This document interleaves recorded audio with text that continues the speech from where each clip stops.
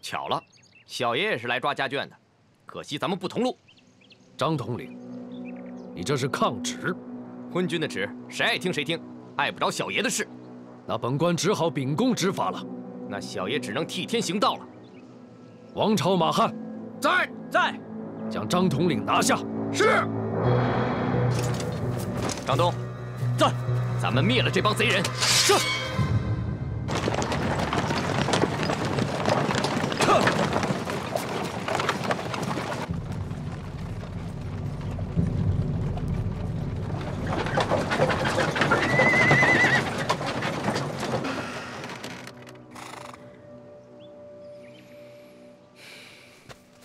展大侠，包大人怎么跟国舅爷混在一起了？包某是来办差的，跟张统领不相为谋。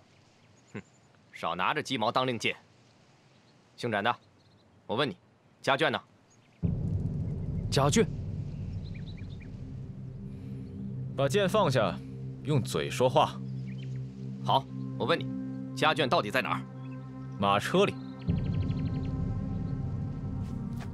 少爷，当心有诈，我去看看。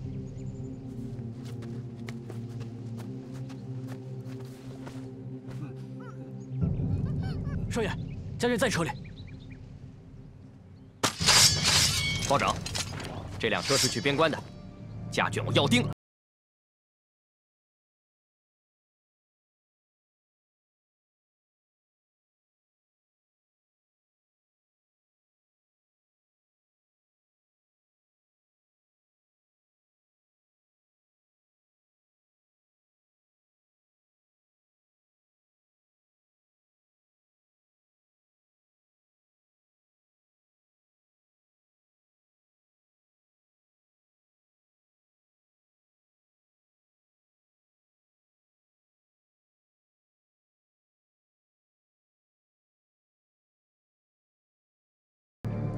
边关9400条兄弟的命，你们谁也赔不起。换与不换，皇上自有胜断。展大侠深明大义，还望助包拯一臂之力，把家眷送回开封。我展昭误上了你们的贼船，帮你们抢回来人已经仁至义尽，朝廷的事与我无关，你们自己解决。就此，告辞。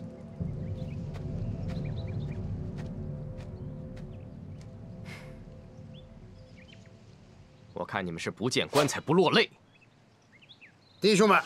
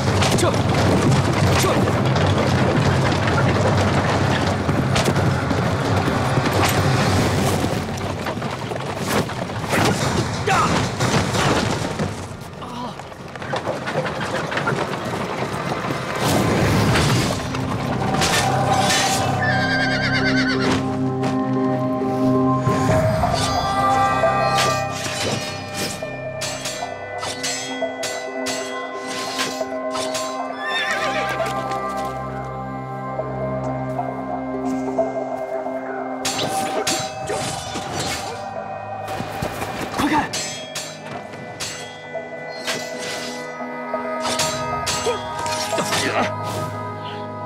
你来这里做什么？与你无关。呀！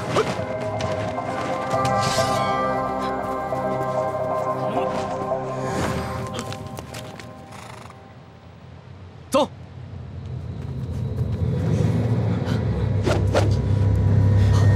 上！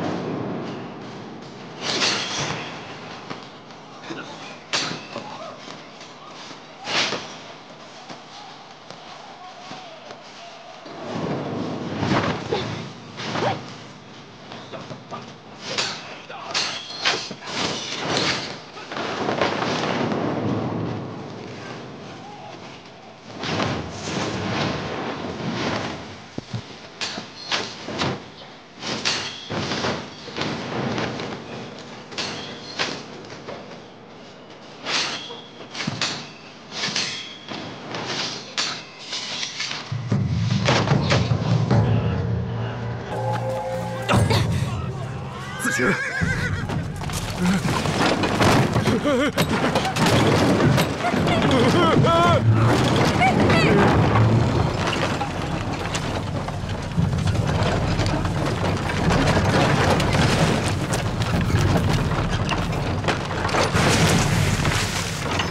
别打了，快救马车！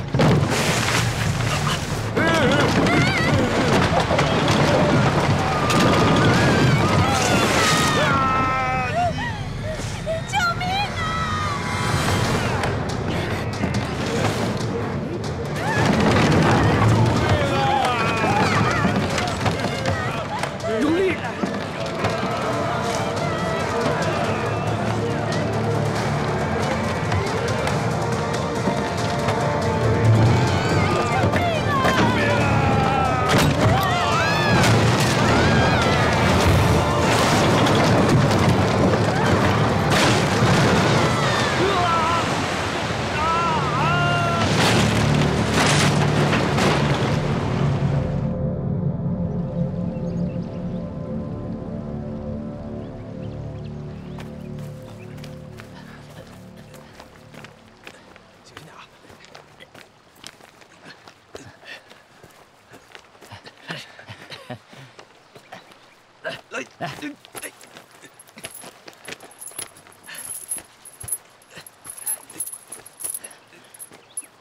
放这儿。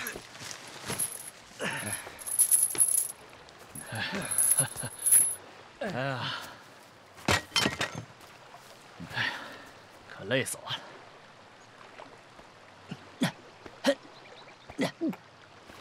醒了？怎么样，大哥？呛了几口水，死不了。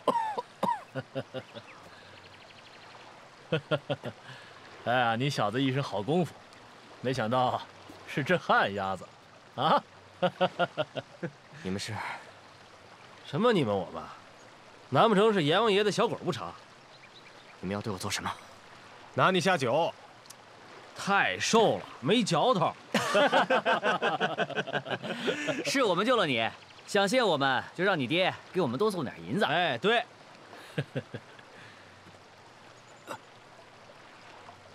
你们为什么要救我？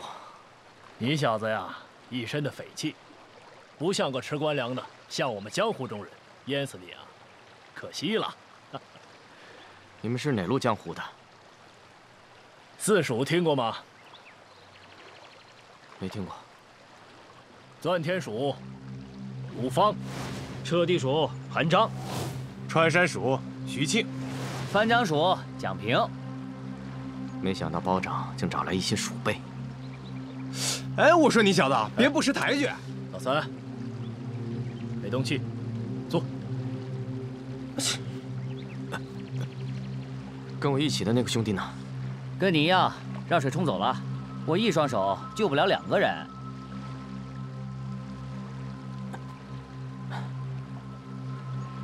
各位兄弟的救命之恩，小爷记下了。有朝一日，一定回报。哎，小子，留神！去哪儿啊？我去找我兄弟。这条河上百里长，你怎么找啊？是啊，我劝你还是回京城。若是你兄弟没淹死，在这儿找不到你，自然会回去。哎，老二，甭管他，走不了几步。周儿还是那句话，这样对大家都好。你想好了？想好了。上次我劝住你了，这一次我就不劝你了。走吧，我送你进宫去。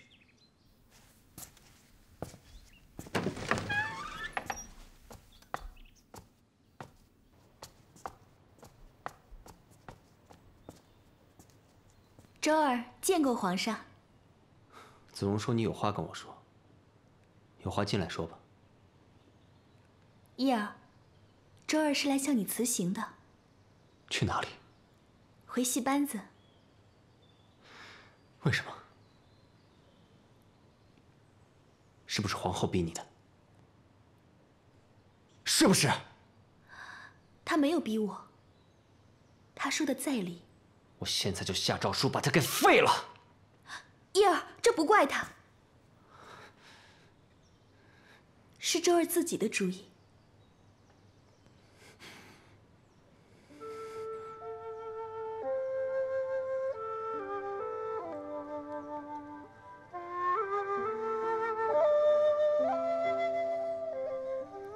我们是约好了完璧归赵。这些年，我在张家吃得好，住得好，柔儿也很照顾我。可你以为这样，周儿就能心安理得了吗？叶儿，你知道我都在想什么？我要过什么样的日子吗？我知道。你不知道，在张家，我每天只能对琴说话，走路要低头，做事要小心。我是张家的儿媳妇，可家不是我的家，男人不是我的男人。我只是个幌子。我想要放声大哭，想要大声说话，想和知音高山流水，和知己闯荡天涯。小时候多好啊，顶着日头，站在田地里，大说大笑，读书耕地，无忧无虑。肚子饿了，就跑到田地里去偷地瓜，烤着吃。要不是周伯伯及时赶来，把火扑灭，咱们就闯大祸了。以前，你是义儿，我是先生。如今，你是皇上，我是戏子，却错被你们当成了玉，寄放在张家，等着归还。可周儿不是玉，只是无根柳絮，随风飘。叶儿做了皇帝，就不能再由着性子了。你说的对，你为什么要走？我知道。原本我想，等江山稳定了，皇后怀上龙子，我就让你做我的爱妃。那一刻，我们再也不分开了。我以为你会喜欢，我以为你会开心。那样对皇后不公平。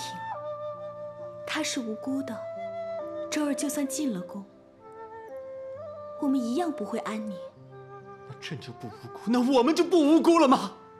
皇上还有更重要的事情，就是让百姓过上安宁的日子。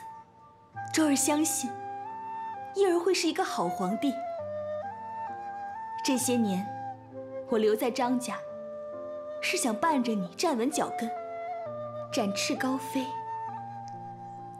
如今周儿离开，也是希望你能走得更稳，这样对我、对你、对皇后、对蓉儿，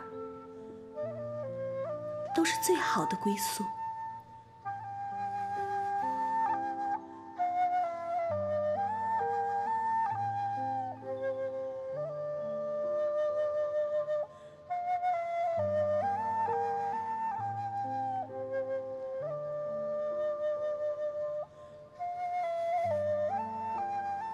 等等，答应我，别离开汴梁。周儿答应。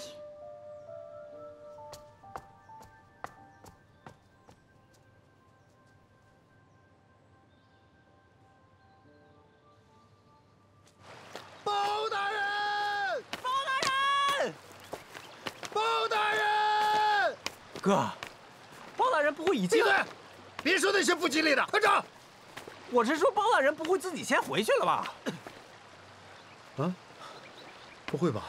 包大人！包大人！少爷！少爷！少爷！张东。少爷！哎！见我们包大人没有？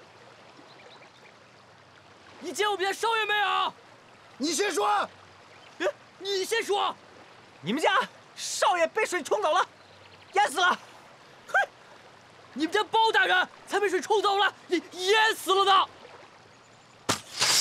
哎，我刀呢？冲走了吧？嗯。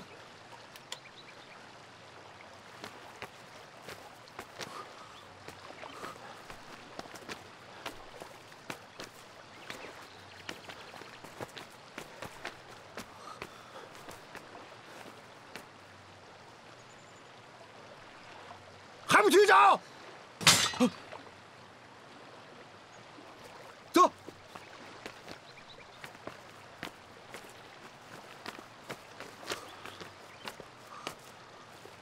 包大人，少爷！包大人，少爷！少爷！你喊啥呢？包大人！包大人！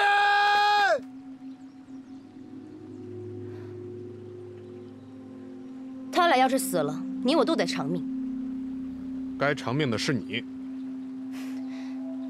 家眷是在宋国出的事儿，你家相爷必须给国师一个交代。你师弟反水，你又害我失手割断车绳，你休想脱开干系。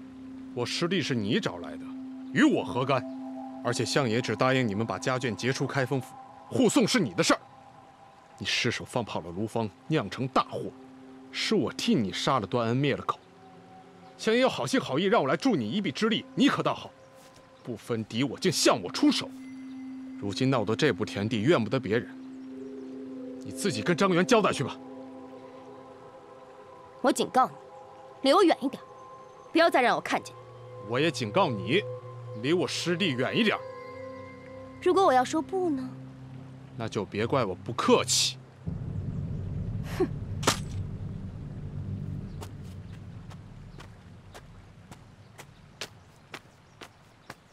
你去哪儿？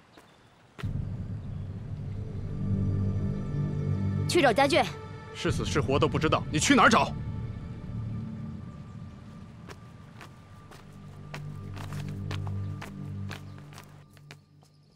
住了这些年，就带走这么点东西。住进去前就这么点东西，不照样走南闯北？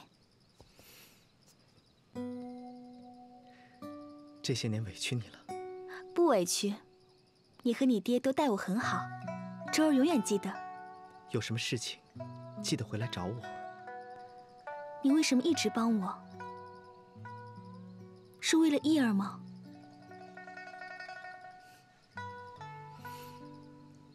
帮你是真心的，当然，也是为了帮助皇上。这些年，有件事我一直想问你，却总是开不了口。什么事？你是真心在帮伊儿吗？和你一样，我们都希望伊儿成为一个好皇上，兴国安邦，造福百姓。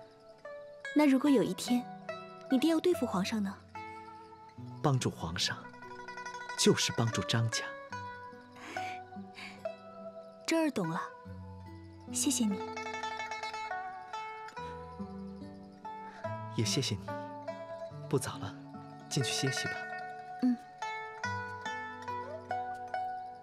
蓉儿，周儿一生所有，都是张家赠予的。这本琴谱，留给你，夫妻一场，留个念想吧。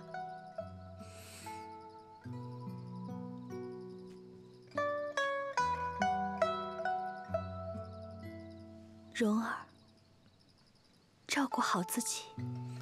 你也是，照顾好自己。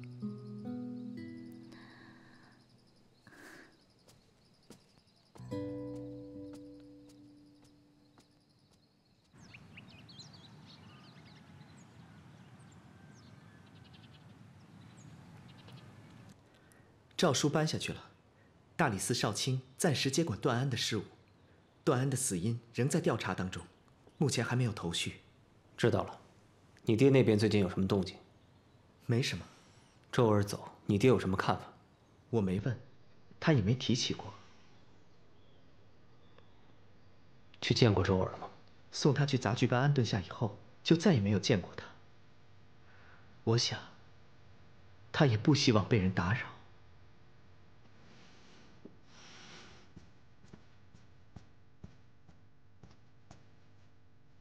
皇上，你先下去吧。是。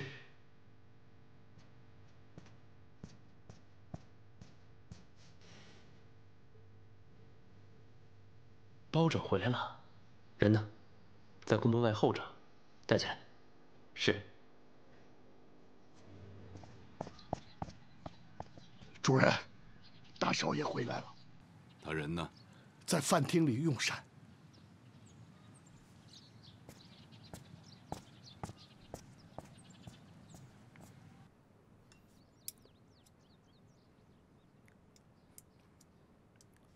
爹，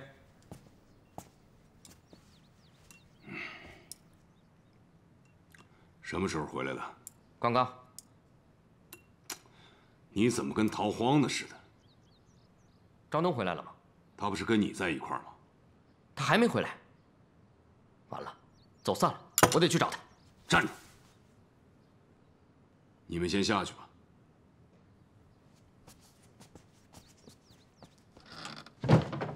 坐下。差事办得怎么样？办砸了。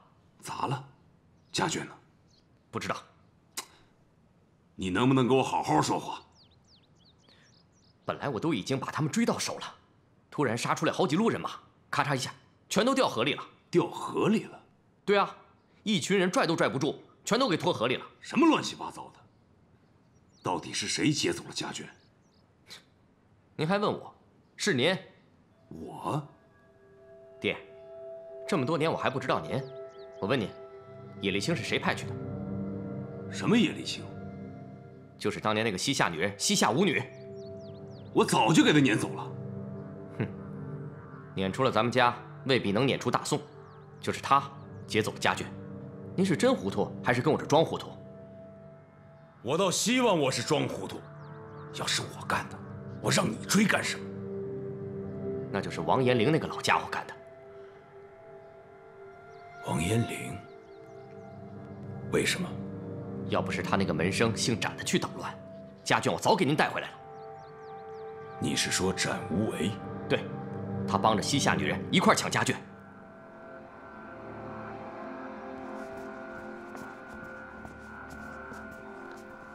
皇上，包拯来了，你下去吧。是。包大人，请。参见皇上。你给朕带来的是好消息还是坏消息？坏消息。什么坏消息？家眷死了。什么？谁干的？臣一句话说不清楚。这么大的事，你跟朕来一句说不清楚？皇上，争夺张元家眷的不止我们，还有张子雍、王延龄的门生展无为，再加上西夏的人。当时几方混战，场面一片混乱，局势失控，马车载着家眷坠入了山崖河谷。家眷摔死了。那朕最担心的事情，照目前来看，臣并未发现张子荣与家眷案有任何的关联。皇上的担心也许并不存在。张德林抢夺家眷是为了保住镇关军，劫走家眷的幕后黑手王延龄的嫌疑最大。朕的宰相是罪魁祸首。臣只是怀疑，还不能确定。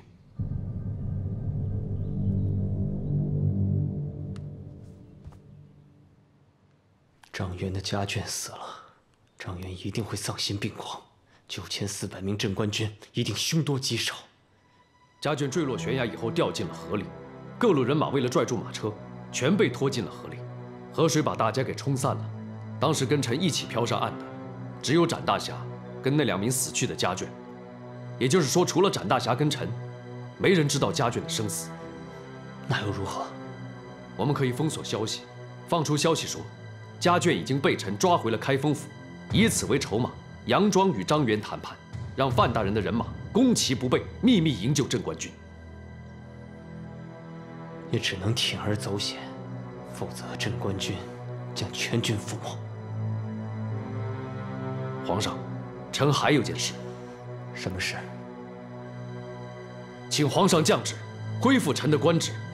臣要逮捕展无为，从他查起。不知道。学生真的不知道家眷的生死下落，当时的情况，学生也无能为力。包拯为何也牵扯进来？学生是在追张子雍的路上发现包拯他们一伙，跟了一路才知道，他们也是奔着家眷去的。那他们认出你了吗？有还是没有？抢家眷的时候，我师弟展昭也在场，他能辨出我的剑法。那就是说，如果包拯活着回开封府，就意味着皇上已经怀疑到老夫头上了。相爷，您这些年让学生做的事儿，学生从没问过为什么。可这次，我想讨个明白。什么？不惜搭上段安的性命，甚至不惜搭上边关9400将士的性命，就是为了除掉范仲淹。这就是您所谓的大局。范仲淹的新政能毁掉什么？你根本不懂。我只知道范大人是个好官。不惜毁掉多年的平稳，用所谓的一腔热血将大宋引入歧途，这是好官。我这么多年白教你了。任何新政都有风险，相爷又怎知道一定是歧途呢？老夫知道。相爷，相爷，相爷！哎呀，不好了，相爷！包拯带着皇上的手谕来抓展爷了。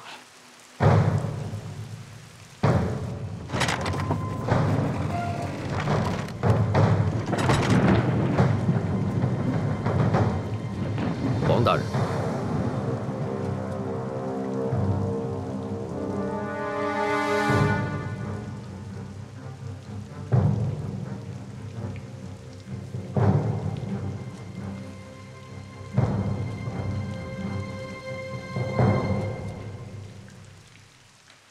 包夫尹，通敌叛国不是小罪。包夫尹不要凭空污人清白。长无为的剑法已经出卖了他。笑话！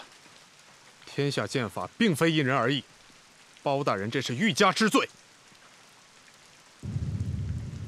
包拯只是传长无为回府审问，并未将其定罪。包夫尹如此笃定，好，老夫可以让你把人带走。若我的门生干了什么伤天害理之事，任凭包夫尹处置。不过审讯总得有个期限。包夫尹准备审多久？3日为限。3日，他若清清白白，包夫尹，你要给我一个交代。可以。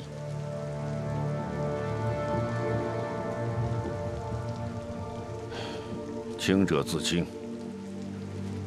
好好配合包夫尹调查案子。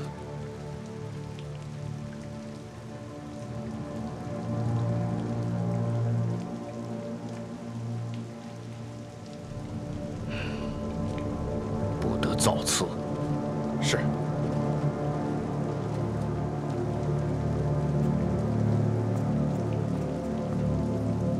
下官告辞。恕不远送。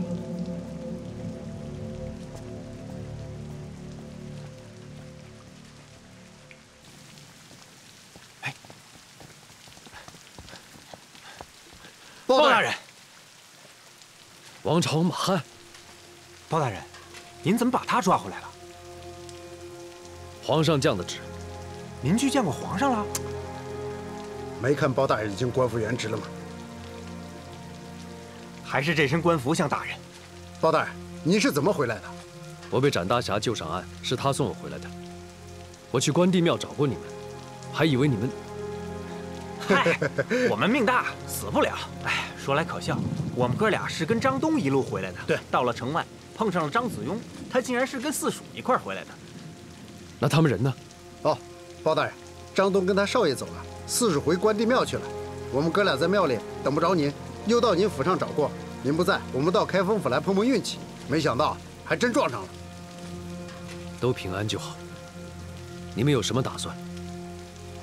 包大人，如果您现在缺人手，我们俩好，都回来吧。是。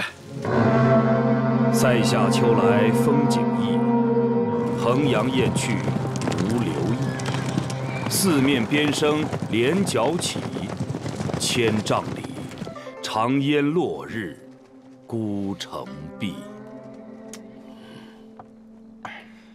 范将军这首词沉雄开阔，苍凉悲壮，令人百感交集啊！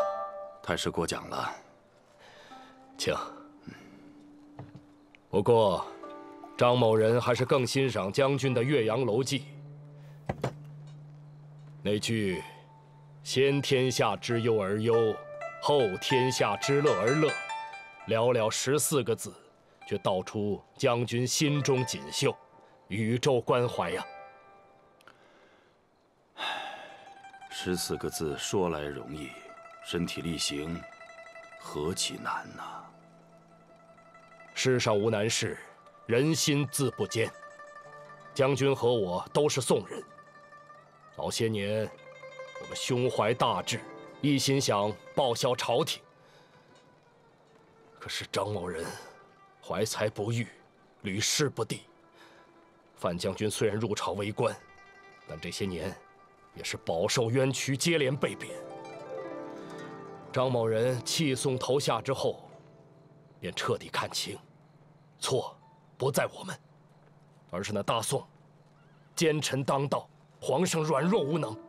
我大宋固然有击臣糟粕，但吾皇并非是昏庸之辈。太师，你想过没有，李元昊是不是也在利用你？当然想过。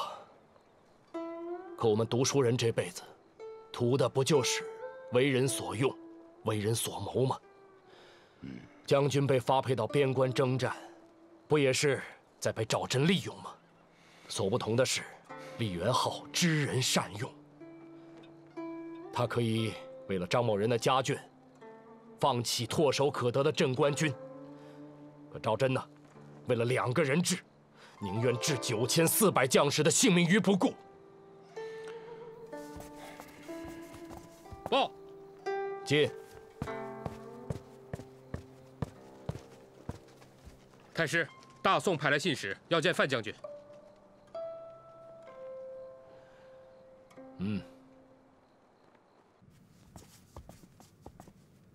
他开口了吗？哎，说了3个字。哪3个字？拿酒来。包大人，他是在故意跟咱耗时间呢。硬骨头我俩见多了，只要您同意，我保证他扛不过3天。你们那些大刑奈何不了他，只会落下王延龄的口实。那怎么办？您可答应了，只审3天。对呀。拿酒来。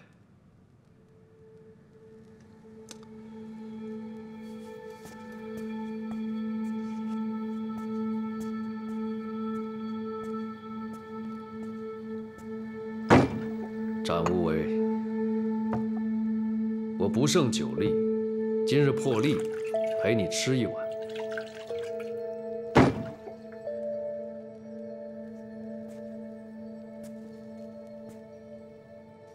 请。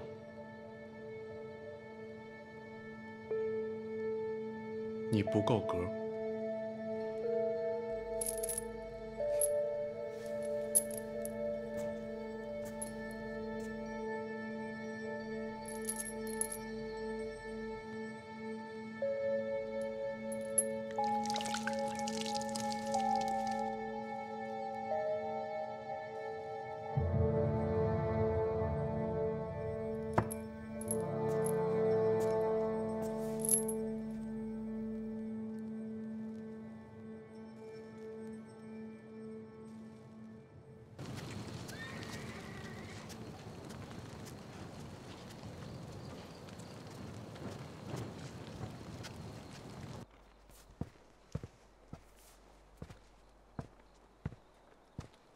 范将军，皇上怎么说？皇上说今晚就动手。今晚？皇上没有退路了，只能如此。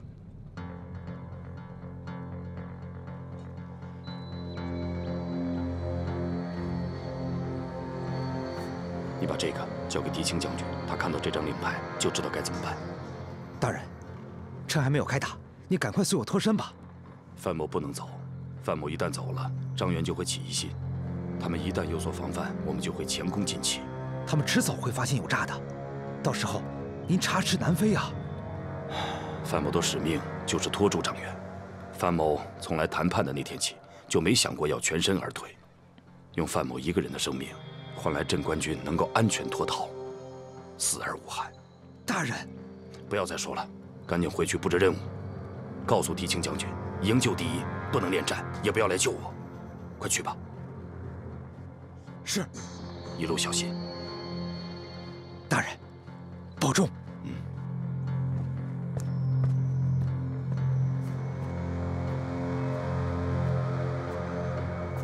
包大人，怎么样？说了4个字，还多说了1个字，说的啥？我不够格。狗仗人势的东西。大人，我去给他点颜色看看。保证不留痕迹。不许胡来！他不肯说，又不能打，要怎么审？其实，他已经说了。已经说了。展无为是北方人，在南方并没有亲人，却为何要朝南方敬酒？会不会是敬他师弟展昭？他是在给死人敬酒。死人？还有，展昭也是北方人。却为何要以南侠自居？您这么一说，还真是奇怪。为什么呀？我猜南方一定有他们至关重要的故人。要不，找展大侠问一问。速去速回。还要等？赵祯到底什么意思？太师，皇上不是已经答应你的条件了吗？只是这件事情还要从长计议，毕竟这牵扯到9400条人命，不得不谨慎，还望太师谅解。我张某人诚心诚意请将军来谈判，已经等了7天了，却等来个从长计议。再这么耗下去，不用我军进攻，镇关军就会草尽粮断，被困死在定川寨。看来赵祯并无诚意，分明是在浪费时间。将军，与其耗在这儿做个帮凶，何不考虑弃暗投明啊？身在黑夜，分不清明暗，还是各为其主吧。假若有一天宋夏能够和好，范某倒愿意跟太师在光天化日之下交个朋友。将军微言大义啊，倒是显得张某人狭隘了。既然如此，今晚就不谈正事。他不急，我更不急。来人，在，奏我大夏5月。是。请。展大侠，包大人不来找我，我还正想找包大人呢。今天是我师父的忌日，我师兄应该会去给他老人家祭酒。我在坟前等了1天，师兄都没有来，我想他可能出事了。以他的功夫，在江湖上没有几个人能奈何得了他。我想可能是在仕途上栽了跟头，也许就栽在包大人手上。他触犯了王法，被包某关进了大牢。什么罪名？杀人灭口，通敌叛国。师兄弃侠投关以来，我最担心的一天，终于还是来了。包某请展大侠来，是希望展大侠能替包某说服你师兄，揭穿王延龄的罪行。展大侠，出卖镇关军的罪魁祸首，很可能就是当朝宰相，而现在这个黑锅却扣在了范仲淹范大人的头上。幕后黑手一日不除，范大人就一日不得平冤，我大宋的朝野就一日不得安宁。还望展大侠大义相助。带我去见他。范将军，想当年啊，我听说李元昊有立国称帝的大志，我便和一位姓胡的好友偷渡到了西夏。我改名叫张元，他索性连名带姓都改了，叫吴昊。有一日啊，我俩去酒馆吃酒，吃醉了之后啊，就在墙上写下“张元吴昊在此吃酒”。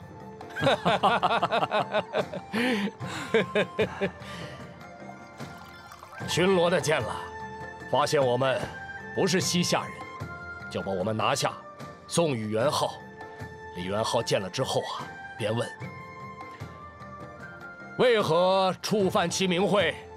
为何进入夏境？我俩仗着酒胆，大声说：幸上未理会，乃理会名也。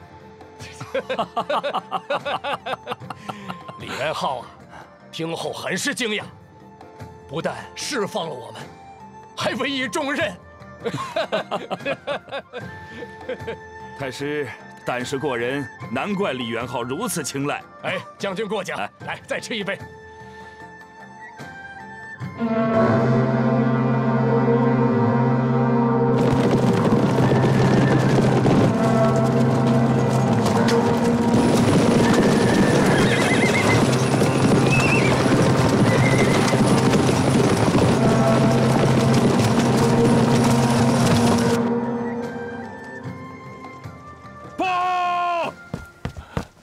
禀告太师，定川寨有宋兵来袭。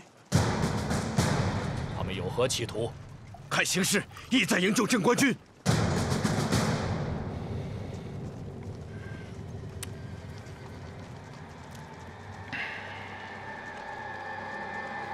来人，万岁！把范将军拿下。是。与我同去督战。是。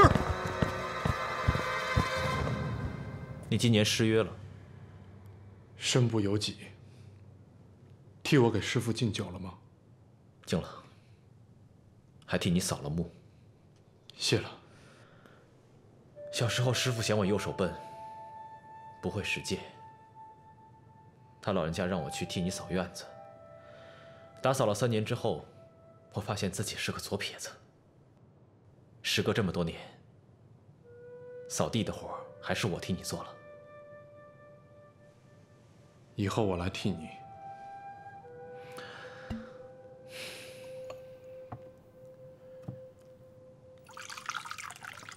其实师父早就知道你是左撇子，他老人家让你扫地，是想告诉你：一屋不扫，何以扫天下？师父是想告诉我，本来无一物，何处惹尘埃？在朝廷这个大屋子里，随处是尘埃。谁？范仲淹、包拯、张德林，还是你家大人？有碍大局者，皆为尘埃。9400条人命够大吗？边关危急够大吗？还是王延龄的野心够大吗？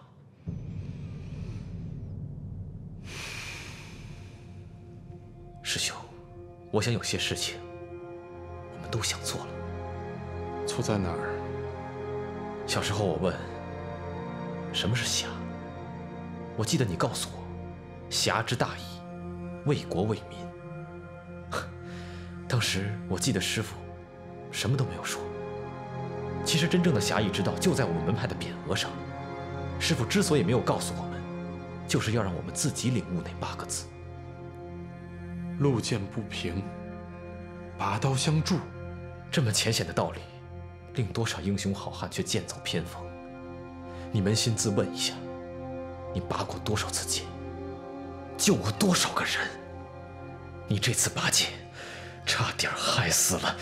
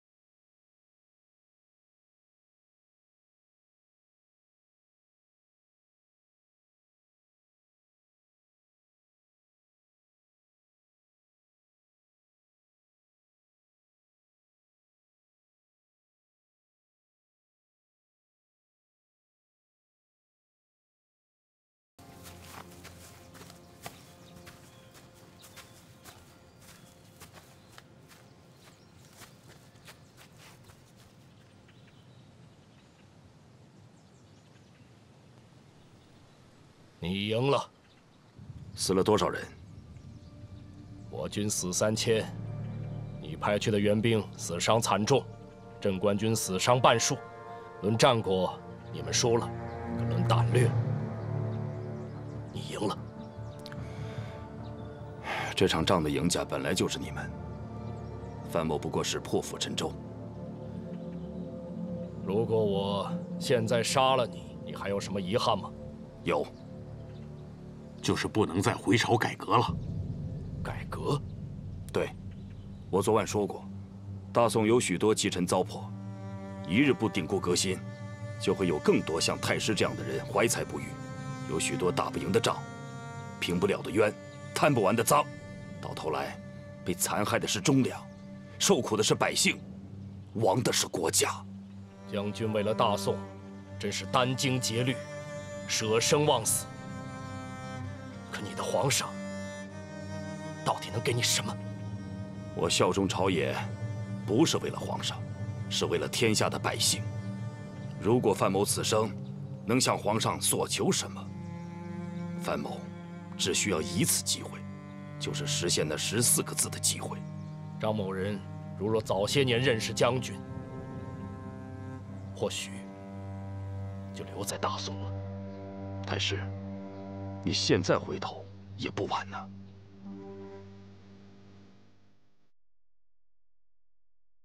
来人，打开牢笼。是。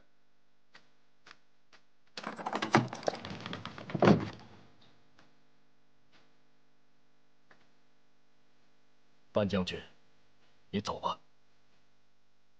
但愿将军的改革能给大宋一次机会。太师如此心系大宋，何不跟我一块儿回去实现这个愿望？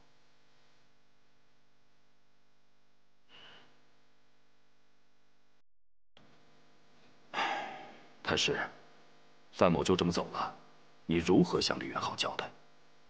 李元昊还用得上我，不会与我计较。范将军，但愿你我有朝一日能在光天化日之下交个朋友。后会有期。保重。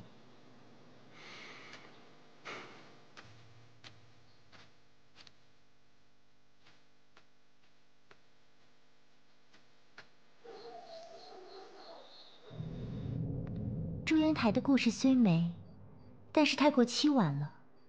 牛郎和织女1年只见1次，也不好。崔莺莺虽然终成眷属了，可过程也未免太坎坷。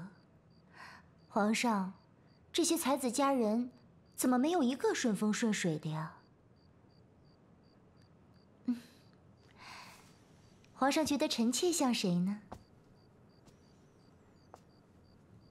皇上，像什么？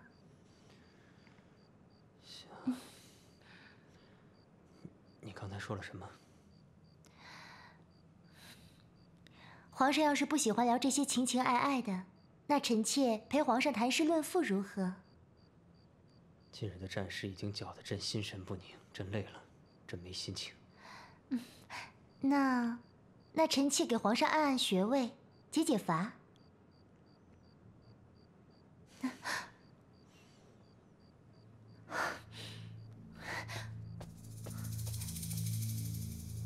皇上为什么这样对臣妾？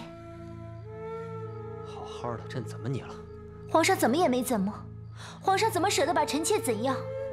嫁进皇宫，却整天独守空房，无论臣妾怎么做，你都对臣妾不理不睬。前几天好不容易让臣妾侍寝了，结果第2天转脸就像不认识一样。臣妾是皇后，见皇上1次却比登天还难。朕不想跟你吵，朕真的累了。皇后早点回去歇息吧。皇上是心累，皇上心里装的不只是江山。不要得寸进尺。得寸进尺的不是臣妾。我还以为他真的讲道理，明明说好了要离开，结果又跑回杂剧班子装可怜去了。朕就知道是你把他逼的。是他不对，他不知廉耻。你不许这么说他。他就是不知廉耻。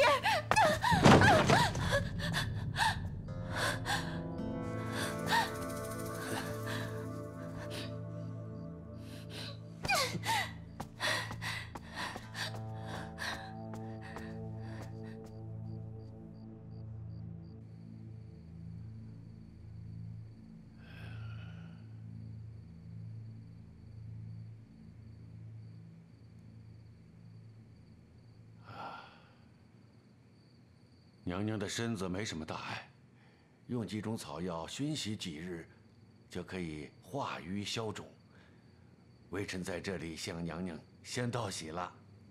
本宫摔了，你却跟本宫道喜，我看你是不想活了吧？哎呀，娘娘，你是真的有喜了。娘娘的脉象是流利而圆滑，是喜脉呀。你不会搞错了吧？微臣把了几10年脉。娘娘的脉跳流利而不色滞，脉律似树而非树之动向，错不了。真的？微臣去御药房给娘娘抓安胎的药，娘娘胎气初成，往后要留神，要好生补养。有劳太医了。那明早可否带本宫向皇上道个喜？这等喜事，娘娘为何不亲自告诉皇上？就当是答谢你了。到时候啊，皇上必有重赏。谢娘娘厚爱。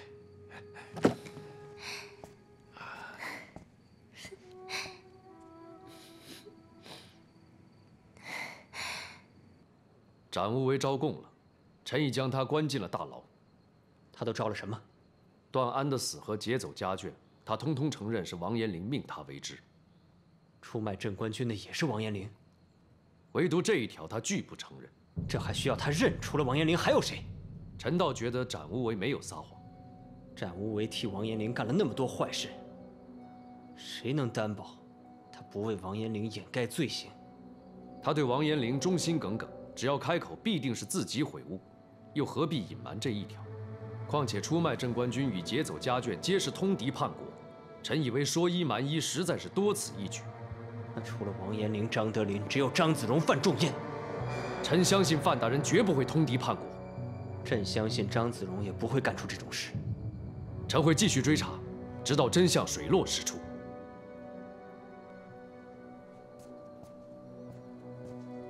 皇上，刘太医求见。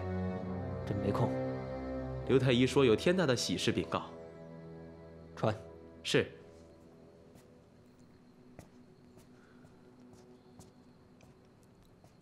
参见皇上。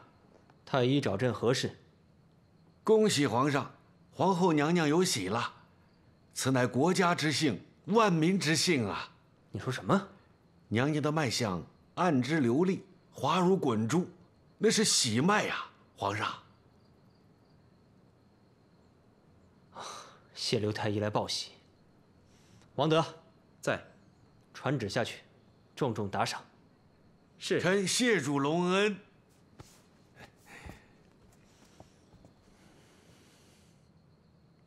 臣恭喜皇上。朕倒希望你给朕报个喜讯。恭喜皇上。朕知道了。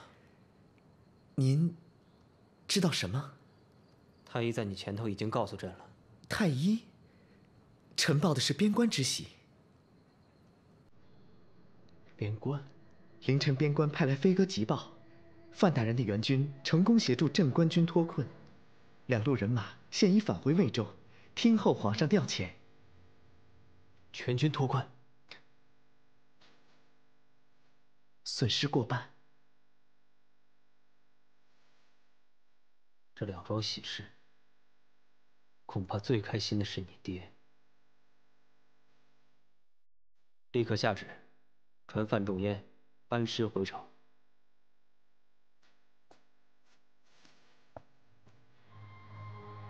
你也下去吧，尽快给朕查出真相。遵旨。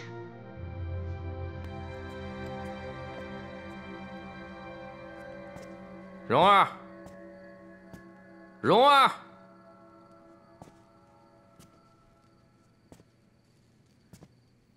爹在前面大摆宴席，你不去吃酒，却躲在角落里吃起了闷酒。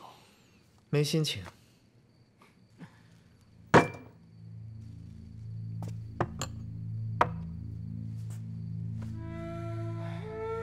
咱俩要当舅舅了，你不高兴？高兴。爹的镇官军活下了1大半，你不高兴？高兴。高兴一个人吃什么酒？吃我的。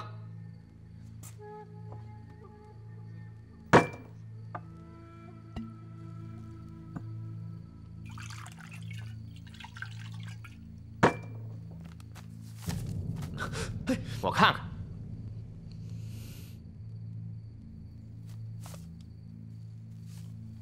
琴谱，你又想那个弹琴的人了？没有。哼，你想他，他不想你，他心里只喜欢那个姓赵的。我就纳闷了，你到底是不是咱们张家人？你醉了。我没醉。你哥自打做了禁军统领，就没遇见过一个闯皇宫的刺客。倒是天天看着你们2口子往宫里走，你们2口子的心可真宽呐。不对。什么不对？我才不是张家人。你跟爹都一样，都喜欢耍心眼儿，都喜欢把自己喜欢的女人往皇上怀里送。你们这么做，让我的脸往哪儿搁？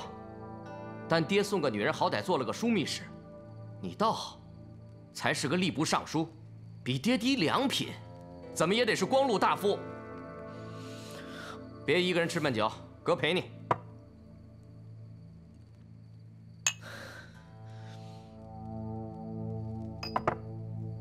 那个姓赵的在宫里霸占着咱姐，宫外霸占你媳妇儿，他凭什么？就凭他姓赵。你要是真喜欢这女人，就别老对着秦普发愣。我要是你，我就把她变成自己女人。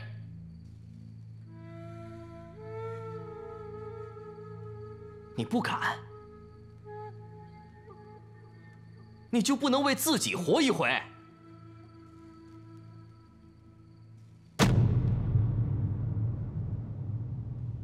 朕今天有重要的事要跟你们说，但是堂上却少了一个重要的人，朕的宰相王延龄缺席了。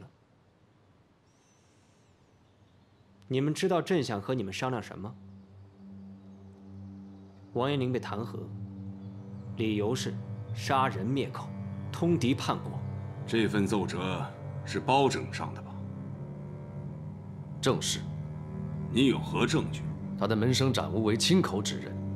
一个门生的胡言妄语，根本不足为信。王宰相身为2朝元老，功不可没。这些年遭奸人的诽谤还少了吗？信与不信，皇上自有胜断。王延龄的功劳朕心知肚明，但再大的功，也抵不过这个过。光是一条通敌叛国，你说王延龄该不该罚？该。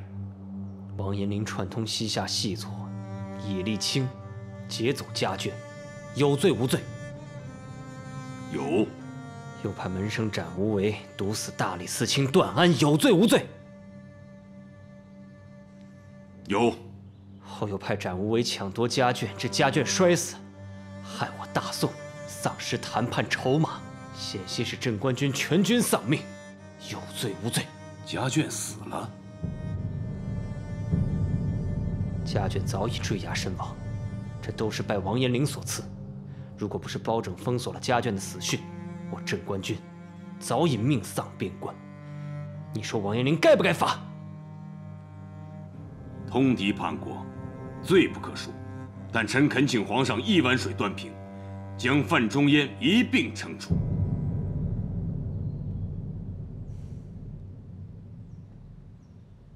范仲淹何罪之有？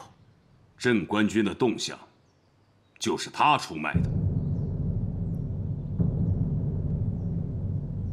张大人可有证据？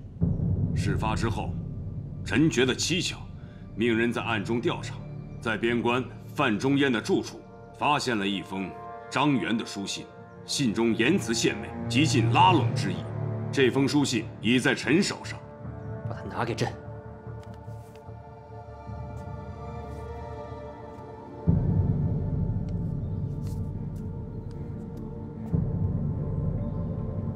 皇上，据臣所知，范大人的确收到过张元的书信，还曾与他相互欣赏，但道不同不相为谋。范大人早已拒绝了张元的企图，况且镇关军脱困，范大人功不可没，他又何苦出卖镇关军？包拯，战事打响之后，张元明知中计，范仲淹孤注无援，为何能全身而退？皇上，范仲淹和张元都在我大宋栽过跟斗的人，一个是叛国投降，另外一个被贬2次。这样的2个人走在一起，难免惺惺相惜，相见恨晚。皇上，您再仔细地想一想，在边关将领之中，还有谁比范仲淹的嫌疑更大？通敌叛国，王宰相和范仲淹都有嫌疑，要惩处也要一并惩处。皇上，这只不过是张大人在妄自揣测，请皇上明断。王宰相的通敌叛国之罪，不也是一个门生的一面之词吗？臣请皇上明断。张子荣，臣在。范仲淹到哪儿了？昨日已经过京兆府，应该很快就到洛阳了。拟旨，将范仲淹押解回京。皇上，别说了，朕意已决。诸位爱卿还有什么想说的吗？皇上，臣愿献上一计。讲。皇上既然封锁了张元家眷的死讯，那我们何不将计就计，以牙还牙？怎么个以牙还牙？以此来要挟张元，逼他退还一座城池，并退兵30里，否则就依照我大宋的律法，将其家眷以叛国罪处以极刑。妙。你们怎么看？皇上，臣以为不妥。张元得知其中有诈之后，必定起兵报复。到那时，战事就会严峻，反而会适得其反。臣赞同。张元迟早会知道家眷的死讯，不如反戈一击。包拯言之有理，朕赞同。皇上，范大人的事还请皇上三思。这事不要在意了。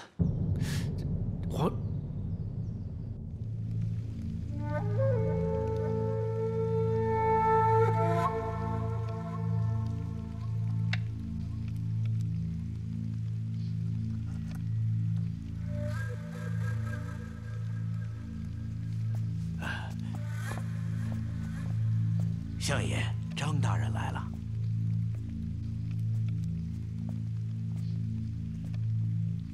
老夫要把这盘棋下完，你请自便。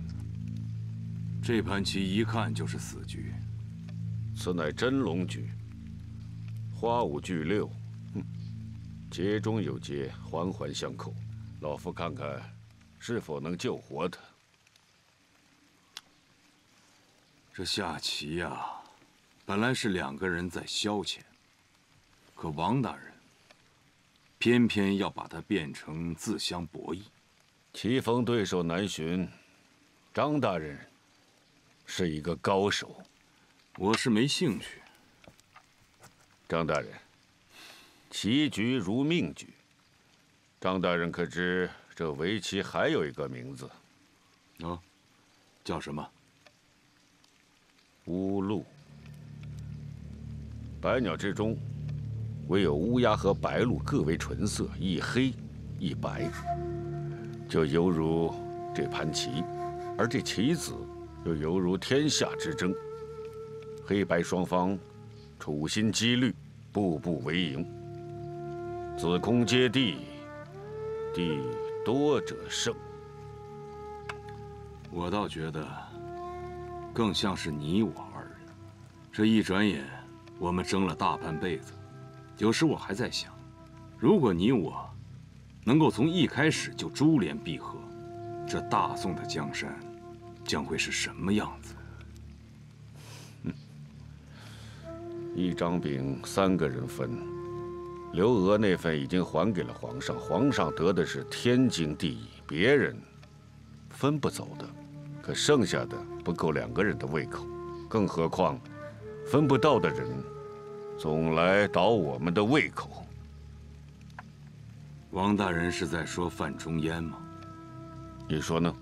我们2个人都想看范仲淹栽跟头，甚至于拿镇关军做诱饵，嫁祸于他。可现在呢？我的镇关军保住了，范仲淹也成了泥菩萨过河，本来是一件皆大欢喜的事情。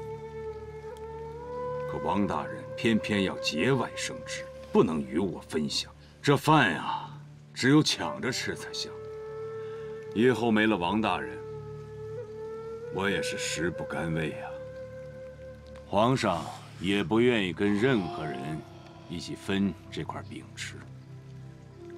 我将来的路，恐怕是吃不了兜着走啊。王大人，要怪，就怪你自己交错了门生，养虎为患。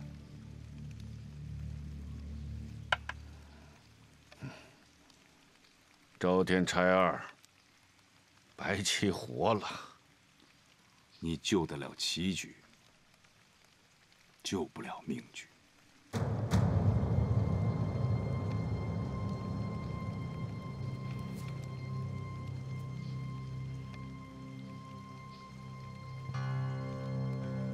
请吧，王大人。马车在外面等着呢。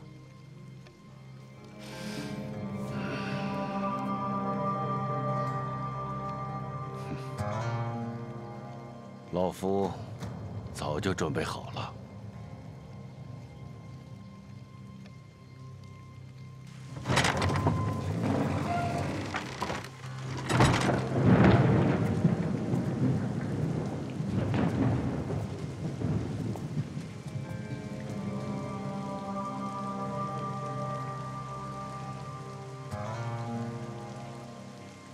张大人，以后的路就只能你一个人走了。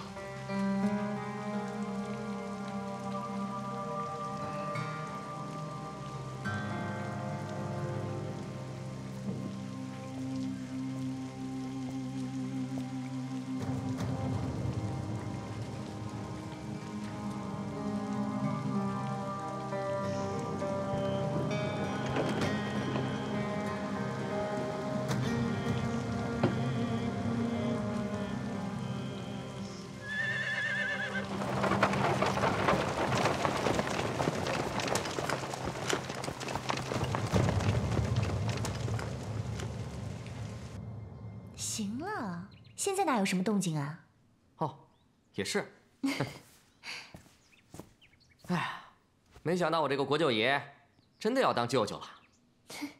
姐姐怀孕，你美什么呢？我当然美了，这是我大外甥啊，打断骨头还连着筋呢。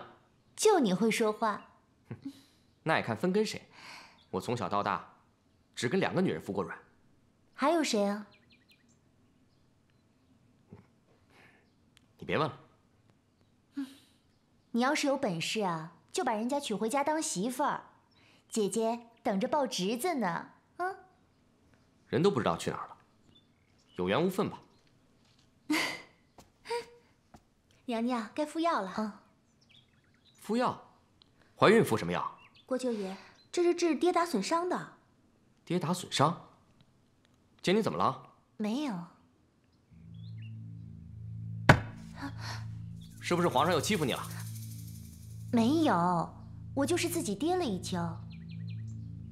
你说，到底怎么回事？皇上动手推了娘娘，娘娘没防备摔倒了。他凭什么推我姐姐？是不是因为那个姓周的？姐，你等着，我去讨公道。哎，你回来！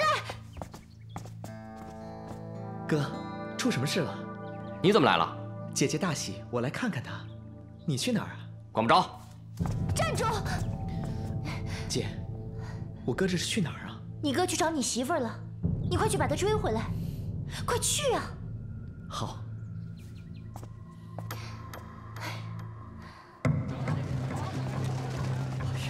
少爷，咱们这么顶着干，皇上要是真急眼了怎么办？这是我们家事，跟着就行，我管他高不高兴。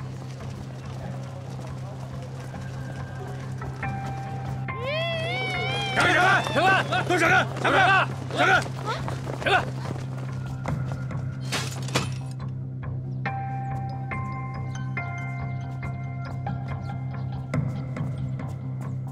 军爷，这是干什么？我们什么都没做呀。我不是来找你的。那这是？把姓周的女人给我交出来。军爷，您找她，跟你没关系。我们家清理门户。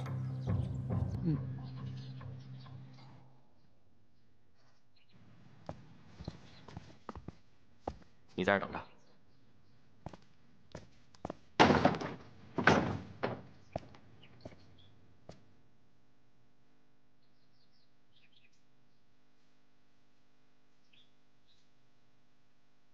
你有什么事儿吗？收拾东西，马上走。为什么？因为小爷不想再见到你，离开开封城，走得越远越好，永远都不要再回来。我为什么要听你的？因为我是张子雍。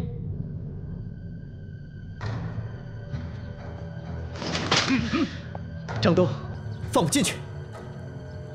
把二少爷拦在外头。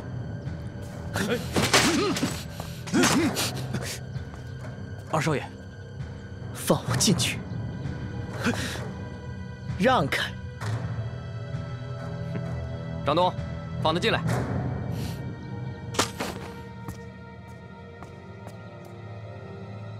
你到底要做什么？你来的正好。今天哥当着你的面清理门户。张子雍，你不要欺人太甚。是他欺人太甚吧？吃着碗里的，看着锅里的，你的绿帽子都快落到天上去了。我真不知道你是怎么想的。你到底是不是咱爹的儿子？你到底是不是我亲弟？我的事不需要你管。这已经不是你的事了，这是咱们家的事。咱们家的事我就得管。让他马上离开开封城，走得越远越好，永远都不要回来。否则怎样？我砸了戏班子，找人把他绑出去。你敢？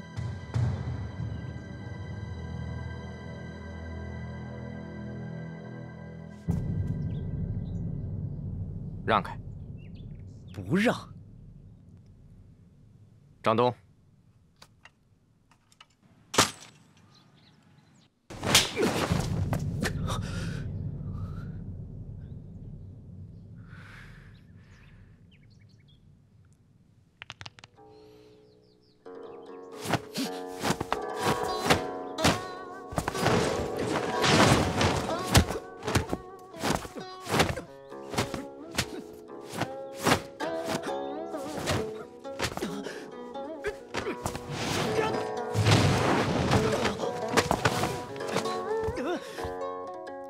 你那么护着他，他根本就不喜欢你。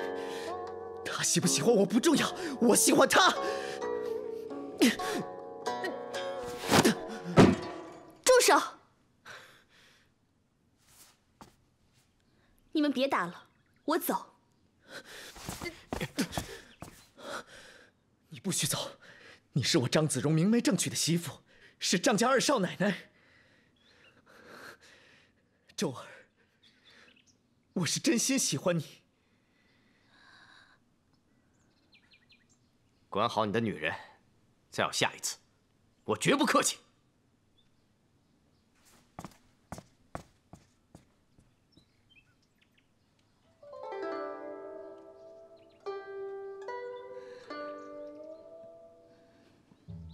花开花落一年间，人生只苦多。小楼昨夜有风雨，谈笑之间转眼愁绪。锄禾日当午，锄禾日当午。汗滴禾下土，汗滴禾下土。谁知盘中餐，谁知盘中餐。秋收冬藏，润于长岁。江山社稷，云横至宇，只把一世情山水间。夫妻问花落三天。你说我要娶我，我一定会做到的。一儿，周儿，江山社稷，你别问。君在，只把一世情谊山水间。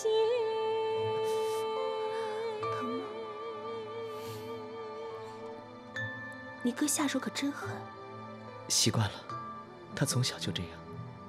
你们俩一点都不像。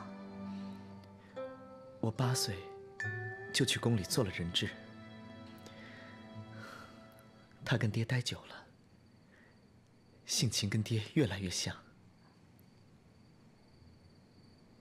你8岁进了宫，我18岁进了张家，也许都是命中注定好的。周儿，你相信命运吗？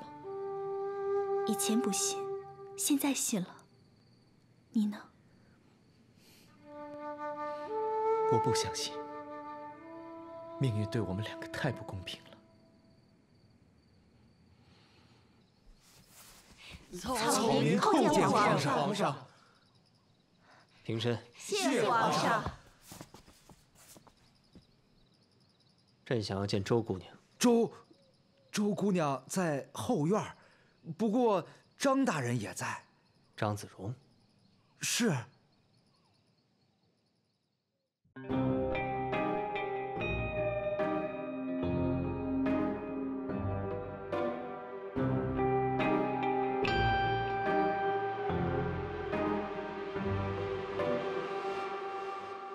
露出了半边的月，是圆还是缺？喝过了半杯的酒，是空还是满？初心总是比结果看上去热情大方，真相从来就简单。演过了一半的戏，是真还是梦？唱出了一半的歌，是悲还是欢？未来总是比过去看上去更美丽灿烂。人生本就是梦幻，不要说江湖爱恨两难，那不要说世道善恶难断，大江东去，只留下了风流人物，千古流传。